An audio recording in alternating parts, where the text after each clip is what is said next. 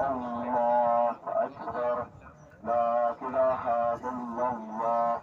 الله أكبر ولله الحمد الله أكبر على ما حبئنا وله الشكر على ما أمرنا الحمد لله الذي حبي فنحن مقدمين وادعو من أظهر فريقه علينا وحشرنا عن صرف عنا قائلون السلام ولعلكم له أحدا فاذكروا الله يذكرهم وكذكره وصلنا الحالي کہ ہم لوگ آج کے دن عید کہتے ہیں لیکن ہم چوتھے امام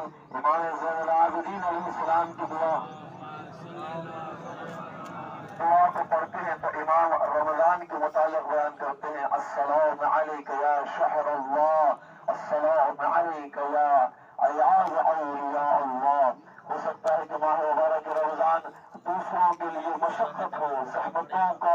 برداشت کرنے کا نام ہو، اسی لیے کہ روزہ رکھنا بڑا سخت مرحلہ ہے، لوگوں کے لیے مشقت ہے، لیکن رسول امام سجاد کہتے ہیں کہ ہر روز ماہ مبارک رمضان میں گزرے ایک مہینہ،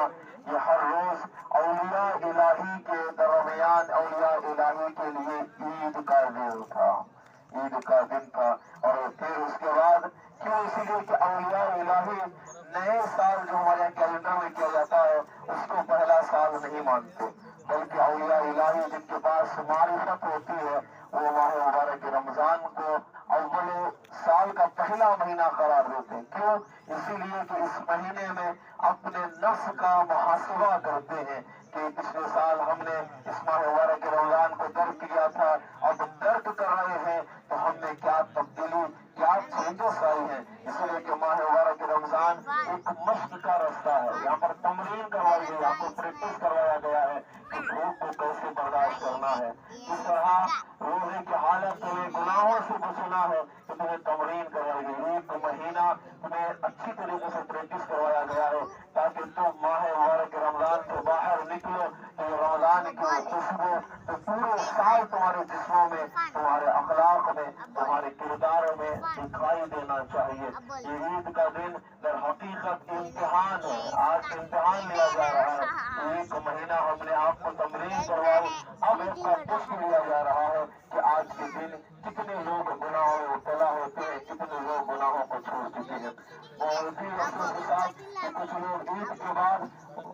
ایسا سمجھتے ہیں کہ ہم لوگ آزاد ہو گئے، ہمارے مبارک رمضان سے آزاد ہو گئے، جیسے ہمارا جی چاہے گا ہم ویسے کریں گے. بعد اللہ جو ہے گناہ حقیق کرتے ہیں، لہٰذا عید کا دن حقیقت ایک امتحان لیا جا رہا ہے، ٹیسٹ لیا جا رہا ہے کہ آپ اس میں پاس ہوتے ہیں یا نہیں ہوتے ہیں. اور اسی کے مطابق ماہ مبارک رمضان ہی کے مطابق امام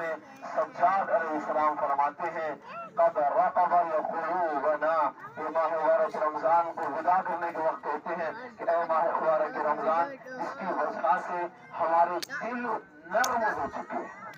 ہمارے دل نرم ہو چکے ہیں. جو باران رحمت کا نزول ہوتا ہے تو سخت زمین بھی نرمی ہو جاتی ہے، نمی اس کے اندر پائی جاتی ہے، اور جب زمین نرم ہو جاتی ہے